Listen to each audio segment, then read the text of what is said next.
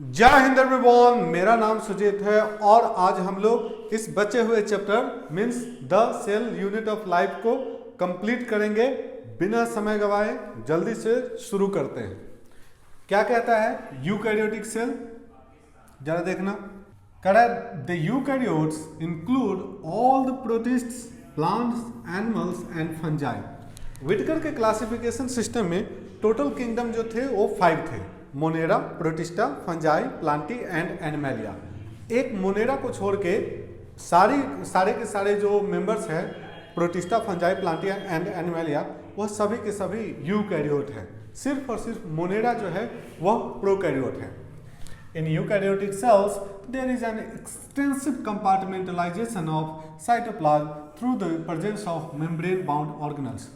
कह रहा है यूकैरियोटिक सेल में कंपार्टमेंटलाइजेशन है। कंपार्टमेंटलाइजेशन कहने का मतलब, सपोज करो कि आपका घर है और घर में बहुत सारे कमरा है और बहुत सारा कमरा में अलग अलग लोग अपना खाना बनाते हैं, अपना खाना कहीं पर सोते हैं, कहीं पर कोई स्पेसिफिक काम हो रहा है, तो सिस्टम का एफिशिएंसी बढ़ जाता है कि यह खाने का जगह है, यह सोने के लिए है, यह वॉशरूम है, यह लिविंग एरिया है।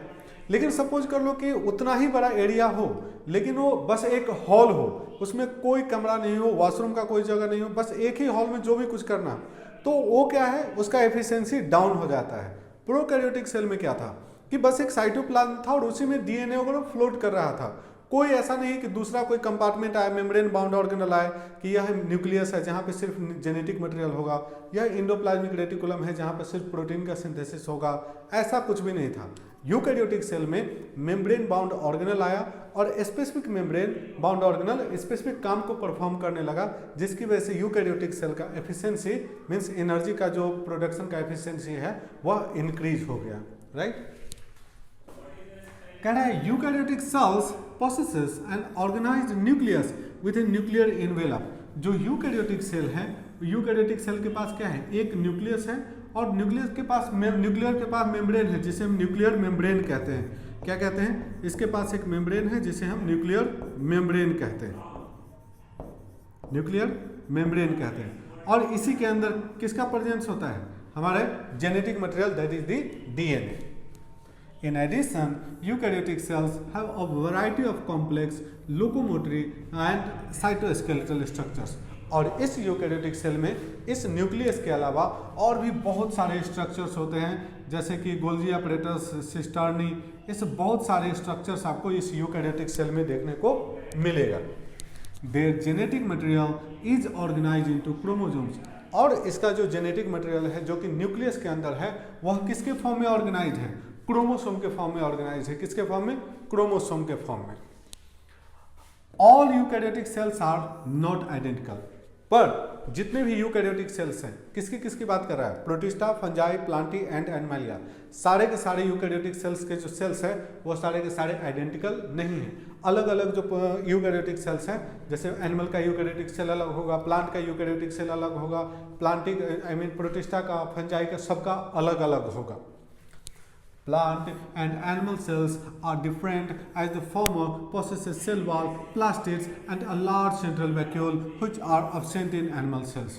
कह रहा है जो प्लांट और एनिमल है यह दोनों भी क्या है, अलग अलग है। प्लांट सेल में कह रहा है कि सेल वॉल होगा, प्लास्टिड होगा, प्लास्टिड मीन्स जो क्लोरोप्लास्ट होता है ना उसी को प्लास्टिड भी कहते हैं, प्लास्टिड का टाइप है। तो प्लांट में क्या है, प्लांट में यह उसका न्यूक्लियस है, वह इसका जेनेटिक मटेरियल है और उसके पास क्लोरोप्लास्ट मटेरियल होता है, क्लोरोप्लास्ट, जो प्लास्टिड्स है इसी को क्लोरोप्लास्टिड्स का ही टाइप है जो कि फोटोसिंथेसिस करेगा। समझ गए।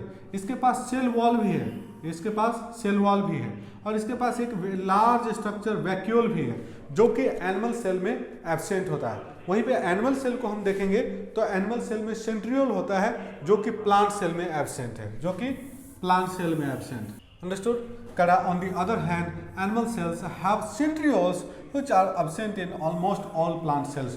और जो कि एनिमल सेल में सेंट्रियोल है जो कि सेल डिवीजन में मदद करता है वह प्लांट सेल में एब्सेंट है। मीन्स है तो दोनों यूकैरियोटिक सेल, लेकिन दोनों के यूकैरियोटिक सेल होने के बावजूद क्या हुआ, प्लांट सेल अलग है और एनिमल सेल अलग है, प्लांट सेल अलग है और एनिमल सेल अलग है। यहाँ से हम देखते हैं थोड़ा, यह एक टिपिकल प्लांट सेल है और यही जो बड़ा वाला एक जो स्ट्रक्चर है जिसे उसने क्या कहा, यह एक वैक्यूल है। क्या है, वैक्यूल है।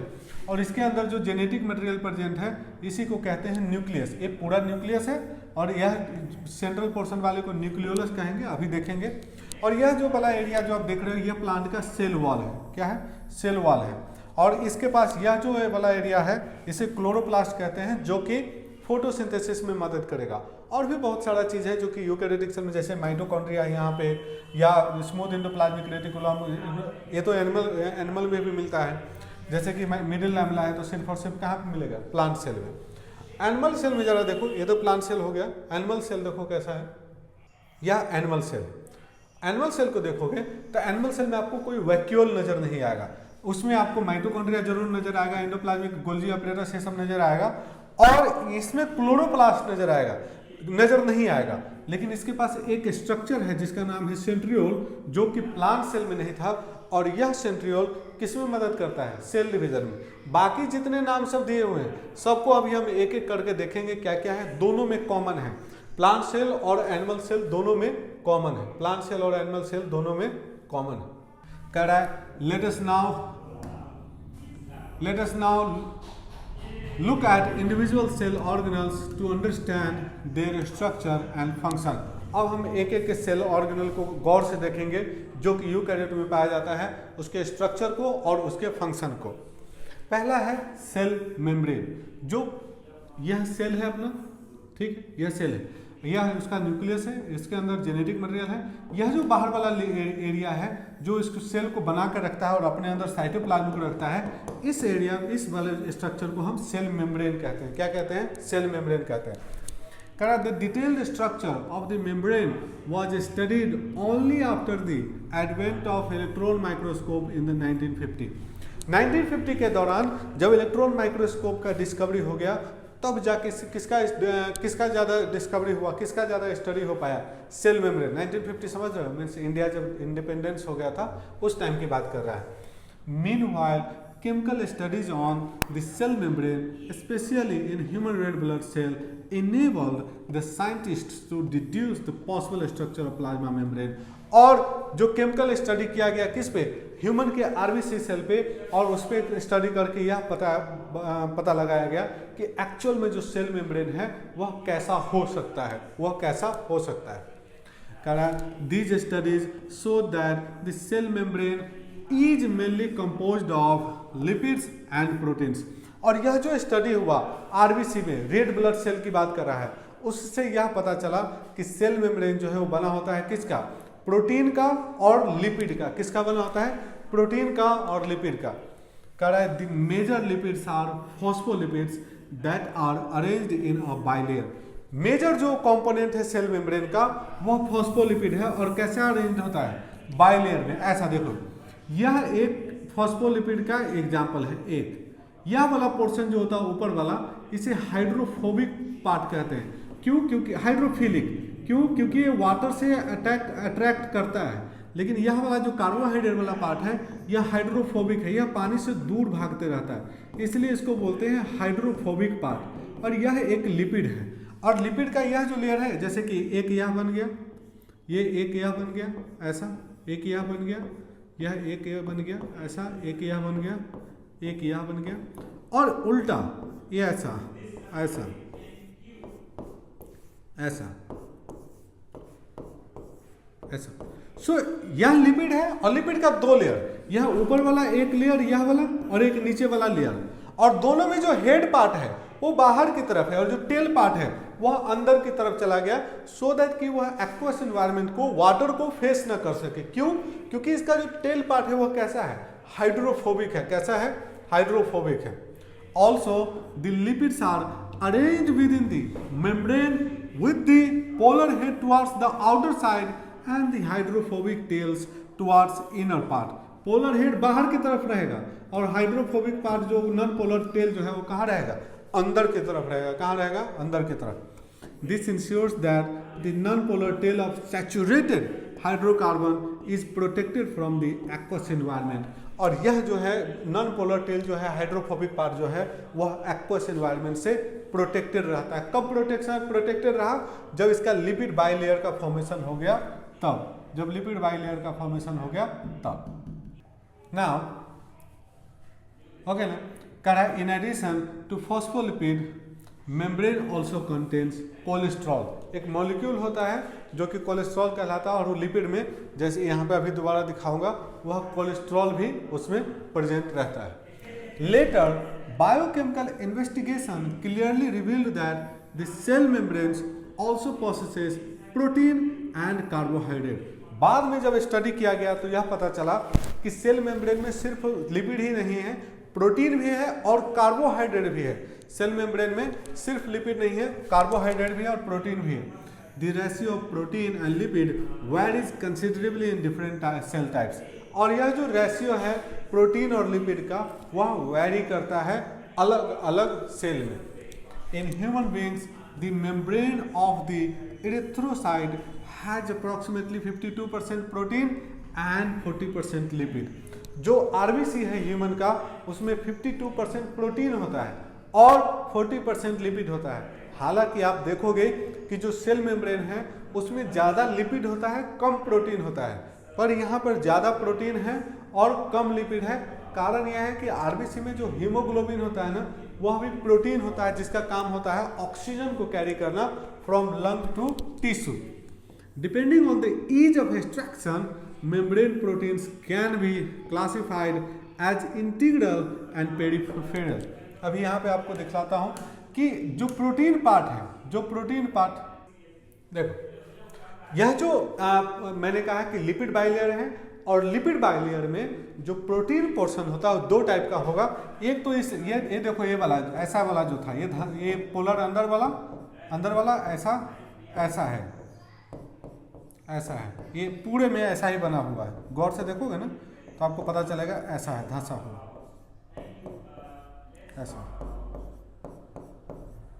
ऐसा, समझ गए। और इसके बीच में प्रोटीन सब फंसा हुआ है, तो जो लिपिड बाइलेयर के बीच में धंसा हुआ होगा उसको बोलेंगे इंटीग्रल प्रोटीन, और जो ऊपर ऊपर ऐसा, उसको बोलेंगे एक्सट्रिंसिक प्रोटीन। क्या कहेंगे? एक्सट्रिंसिक प्रोटीन कहेंगे। और यह कोलेस्ट्रॉल मॉलिक्यूल वगैरह होता है जो कि सेल के मेम्ब्रेन में होता है। और शुगर मीन्स कार्बोहाइड्रेट भी होगा, और पेरिफेरल प्रोटीन मीन्स जो ऊपर वाला प्रोटीन होगा जिसको आप आसानी से बाहर निकाल सकते हो, इसे हम बोलते हैं peripheral protein. Means lipid bilayer में जो सेल मेम्ब्रेन है उसके पास 2 टाइप्स के प्रोटीन है। और यह जो डायग्राम आप देख रहे हो, यह लिपिड मेम्ब्रेन को समझाने का जो थ्योरी दिया गया था सिंगर एंड निकोलसन के द्वारा 1972 में, उसे फ्लूइड मोज़ेइक थ्योरी कहते हैं। और फ्लूइड मोज़ेइक मॉडल का यह डायग्राम आपको दिया गया हुआ है। फ्लूइड मीन्स जो लिपिड बाइलेयर है वो फ्लूइड है, और मोज़ेइक मीन्स कहीं कहीं पे प्रोटीन है, मीन्स चितकबरा जैसा, कहीं कहीं पे उसको मोज़ेइक पैटर्न कहते हैं, और उसे हम बोलते हैं फ्लूइड मोज़ेइक।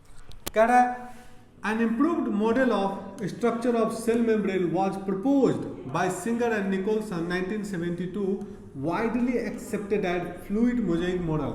कि सेल मेम्ब्रेन को समझाने का जो सबसे बेहतर तरीका दिया, सबसे जो एक्सेप्टेड मॉडल है अभी तक का, वह है सिंगर एंड निकोलसन का फ्लूइड मोज़ेइक मॉडल, जिसने यह समझाया कि जो लिपिड बाइलेयर का जो सेल मेम्ब्रेन है वह कैसे बना हुआ है। According to this, the quasi-fluid nature of lipid enables lateral movement of proteins within the overall bilayer।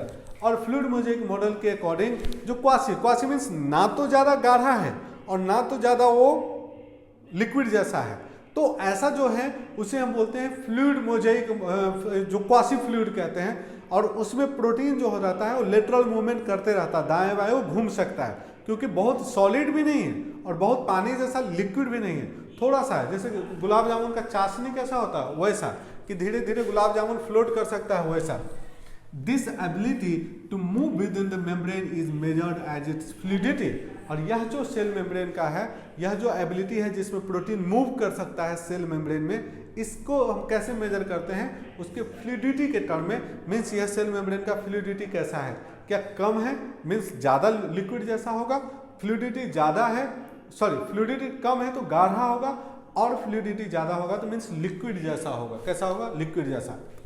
The fluid nature of the membrane is also important from the point of view of functions like cell growth, formation of intercellular junctions, secretion, endocytosis and cell division. और यह जो fluid nature है cell membrane का, इसका भी बहुत significance है, क्योंकि फ्लूइड नेचर है तो आसानी से सेल ग्रोथ का, सेल का साइज बढ़ सकता है, क्योंकि लिक्विड जैसा है ना, आसानी से बढ़ जाएगा। समझ गए।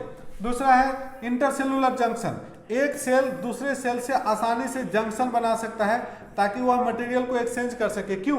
क्योंकि फ्लूइड नेचर का है तो आसानी से मिल जाएगा।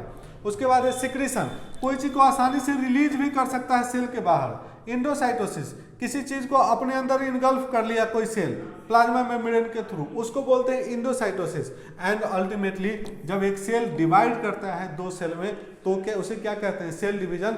और यह सब किसकी वजह से पॉसिबल हुआ? यह पॉसिबल हुआ कि सेल मेम्ब्रेन जो है वह फ्लूइड इन नेचर है। कैसा है? फ्लूइड नेचर का है।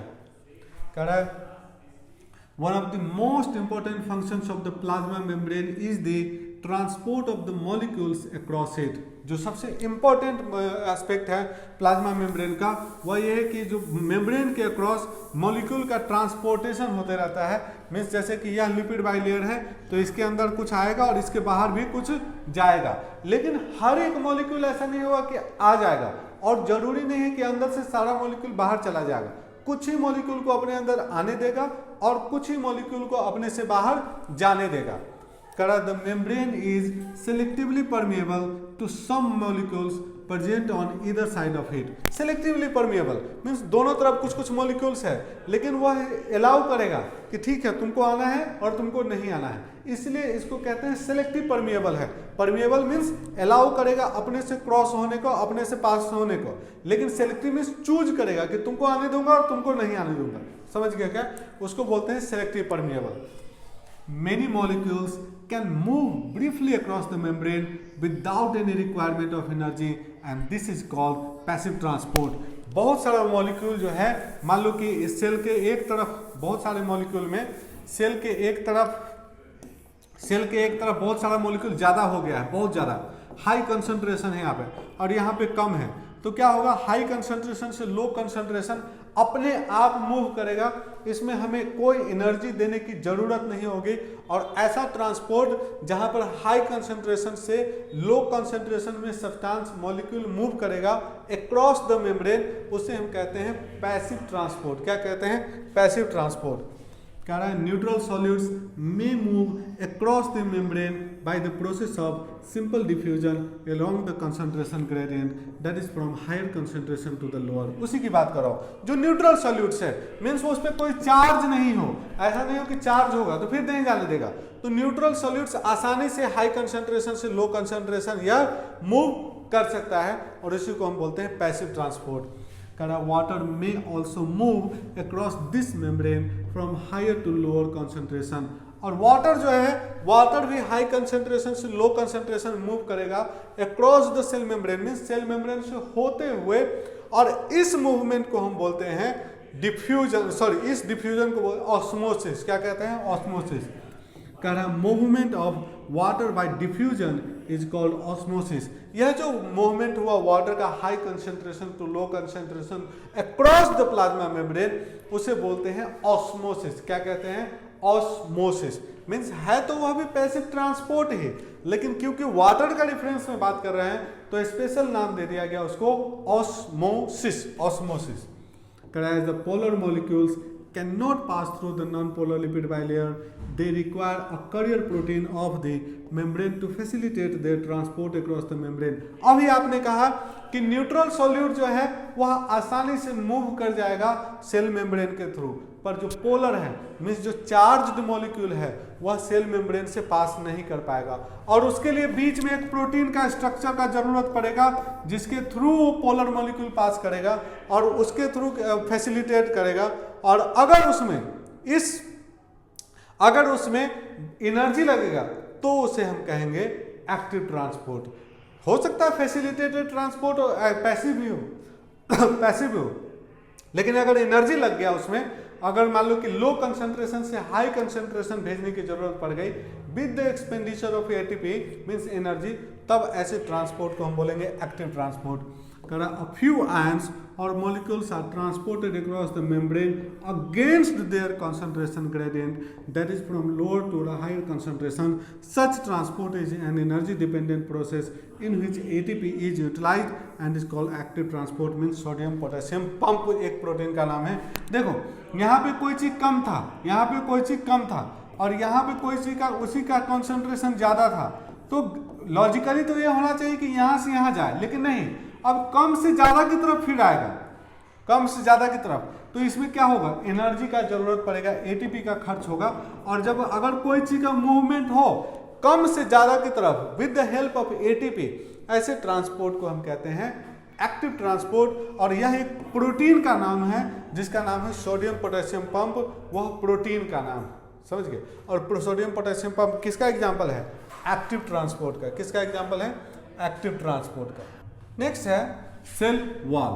क्या है, as you may recall a non living rigid structure called the cell wall forms an outer covering of the plasma membrane of fungi and plants. अब कह रहा है, आपको याद होगा कि यह एक सेल है और यह सेल के बाहर एक सेल वॉल का मेम्ब्रेन है जो कि रिजिड स्ट्रक्चर है। कैसा है, रिजिड स्ट्रक्चर है, समझ गए। Cell wall not only gives shape to the cell and protects the cell from mechanical damage and infection, it also helps in cell to cell interaction and provides barrier to undesirable macromolecules। कह रहा है cell wall सिर्फ shape नहीं देता है cell को, यह किसी भी पैथोजन से इन्फेक्शन होने से बचाता है, ठीक है, इन्फेक्शन होने से बचाता है और उसको मैकेनिकल डैमेज से भी बचाता है। और साथ साथ एक सेल से दूसरे सेल के बीच में जो कनेक्शन होता है, प्लाज्मोडेस्माटा कहते हैं प्लांट के केस में, यह कनेक्शन करने में भी मदद करता है। कौन, सेल वॉल जो है प्लांट का या दूसरे किसी का। कह रहा है algae have cell wall made of cellulose. जो एल्गी है, जो प्लांट का मेंबर है, उसका जो सेल वॉल हो किसका बना होता है, सेलुलोज का, गैलेक्टेंस का, मैनेंस का and minerals like calcium carbonate का। while in another plants it consists of cellulose, hemicellulose, pectins and proteins। जो एल्गी है वह भी एक प्लांट का मेंबर है, लेकिन उसका जो सेल वॉल बना है सेलुलोज, सब कार्बोहाइड्रेट सब है, galactans, mannans and minerals like calcium carbonate. जहाँ पर जो प्लांट है, प्लांट का जो सेल वॉल बना होता है वो सेलुलोज का, हेमी सेलुलोज का, पेक्टिन्स का एंड प्रोटीन्स का, यह प्लांट का सेल वॉल है। मीन्स अलग अलग यूकैरियोटिक सेल में, एक एनुअल को छोड़ दें तो अलग अलग यूकैरियोटिक सेल में अलग अलग टाइप का सेल वॉल बना होता है। The cell wall of a young plant cell, the primary wall, is capable of growth, which gradually diminishes, and as the cell mature and secondary wall is formed on the inner towards the membrane side।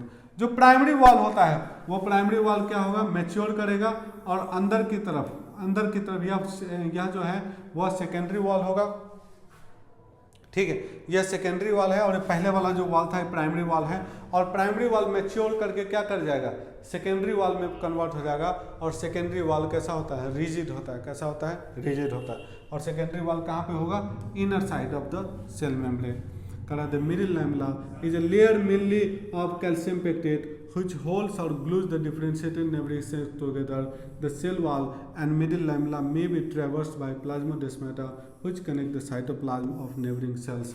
जो primary cell wall और secondary cell wall है उसके बीच में एक और layer होता है plant में, उसे हम मिडिल लैमेला कहते हैं। और मिडिल लैमेला जो बना होता है वो कैल्शियम पेक्टेट का बना होता है, जो कि दो प्लांट सेल को आपस में जोड़ कर रखने का काम करता है, दो प्लांट सेल को आपस में जोड़ कर रखने का काम करता है। और एक प्लांट सेल से दूसरे प्लांट सेल को, अभी यहाँ पे मैंने बताया, यही सेल वॉल मदद करता है कनेक्शन करने में। किसके थ्रू, यह प्लाज्मोडेस्माटा का फॉर्मेशन करके, किसके थ्रू, प्लाज्मोडेस्माटा का फॉर्मेशन करके, प्लाज्मोडेस्माटा का फॉर्मेशन करके यह एक सेल को दूसरे सेल से कनेक्ट करके रखने में मदद करता है। Understood? Let's see now next. अब है endomembrane system. Eukaryotic cell में बहुत सारे सेल ऑर्गेनल हैं, उसमें से कुछ सेल ऑर्गेनल ऐसे हैं जो आपस में कोऑर्डिनेट करते हैं, कोऑर्डिनेट करेगा और अपने फंक्शन को परफॉर्म करेगा।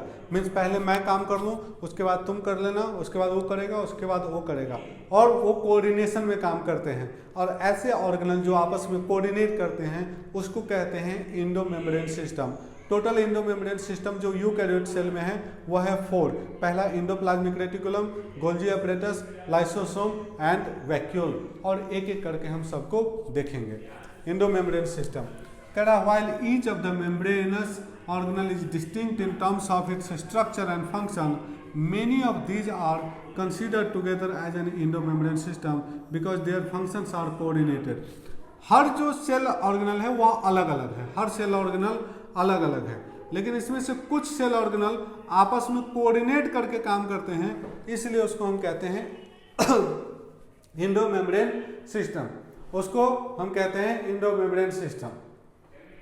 Example, the endomembrane system include endoplasmic reticulum, ER की बात कर रहा है, इसकी बात कर रहा है, इंडोप्लाज्मिक रेटिकुलम, गोल्जी कॉम्प्लेक्स, अभी देखेंगे नीचे गोल्जी कॉम्प्लेक्स है, लाइसोसोम एंड वैक्यूल। ये 4 पार्ट्स होते हैं जो कि इंडोमेम्ब्रेन सिस्टम का काम करता है। Since the functions of the mitochondria, chloroplast and peroxisomes are not coordinated with the above components, these are not considered as part of the endomembrane system। Mitochondria भी होगा, क्लोरोप्लास्ट भी होगा, पेरोक्सिसोम्स भी होगा, लेकिन यह आपस में कोऑर्डिनेटेड नहीं होते हैं, इसलिए हम इसे इंडोमेम्ब्रेन सिस्टम कंसीडर नहीं करते हैं, इसलिए हम इसे इंडोमेम्ब्रेन सिस्टम कंसीडर नहीं करते हैं। नेक्स्ट वन इज करा द इंडोप्लाज्मिक रेटिकुलम। करा कि electron microscopic studies of eukaryotic cells reveal the presence of a network or reticulum of tiny tubular structure scattered in the cytoplasm that is called endoplasmic reticulum. जब electron microscopic से आप देखोगे eukaryotic cell में तो यह रहा हमारा nucleus, ये वाला जो है पोर्शन न्यूक्लियस है, और न्यूक्लियस से जुड़ा है एक tiny flat tubular like structure है, ऐसा, और इसी को हम कहते हैं इंडोप्लाज्मिक रेटिकुलम। ये पूरा क्या है, ये न्यूक्लियस से जुड़ा हुआ स्ट्रक्चर इंडोप्लाज्मिक रेटिकुलम कहलाता है।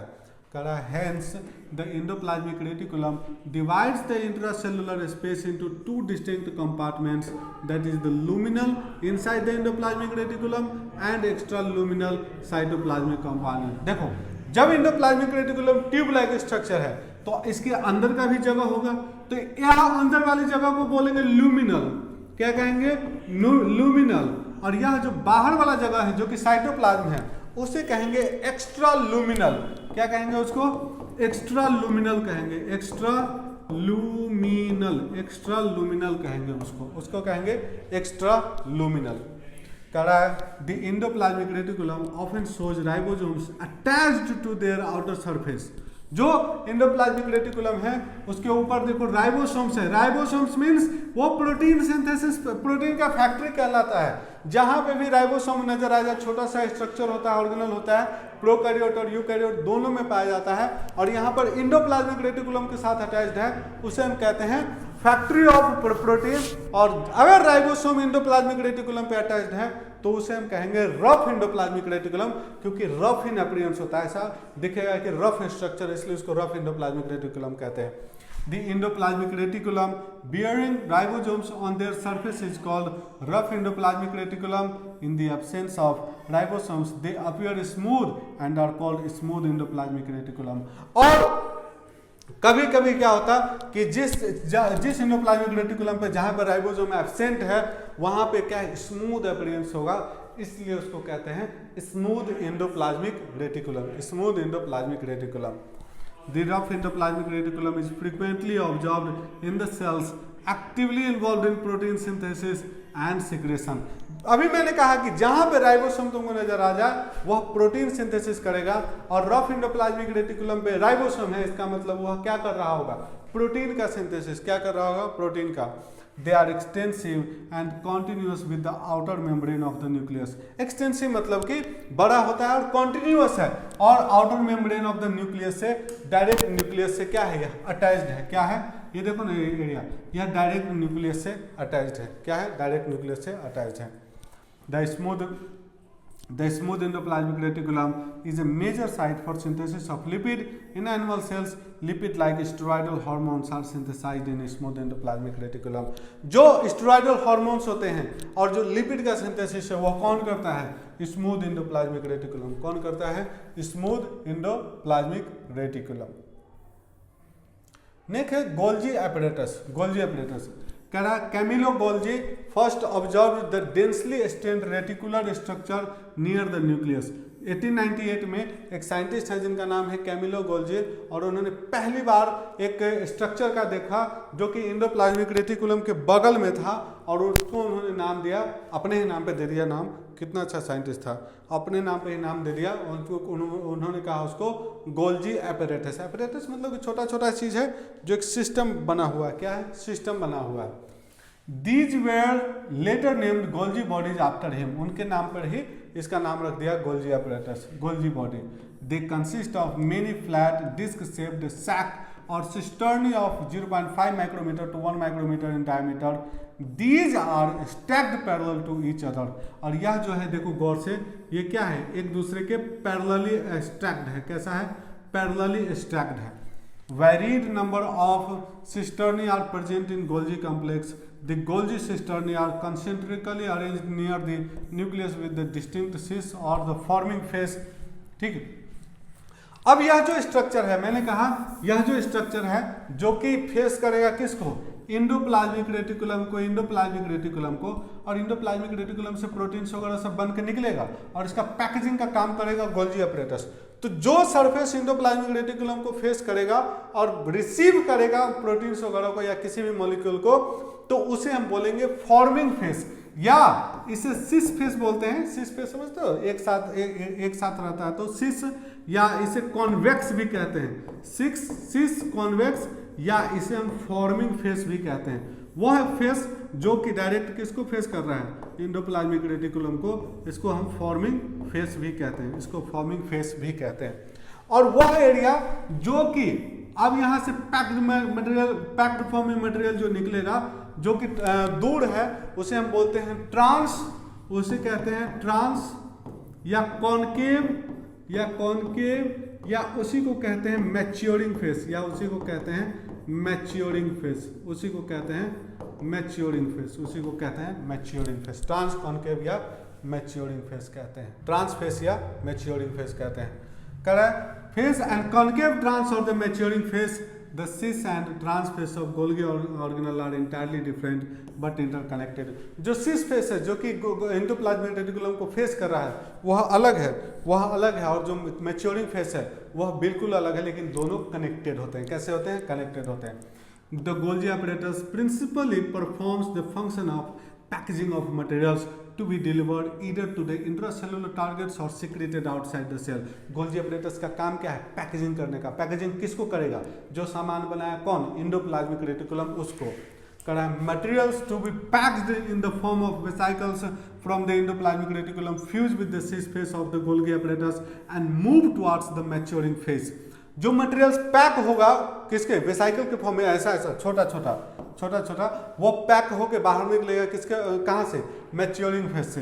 This explains Y Golgi apparatus remain in close association with the endoplasmic reticulum. और इसकी वजह से हमें पता चलता है कि यह जो इंडोप्लाज्मिक रेटिकुलम है, आखिर क्यों यह जो गोल्जी एपरेटस है आखिर क्यों इंडोप्लाज्मिक रेटिकुलम के साथ में रहता है।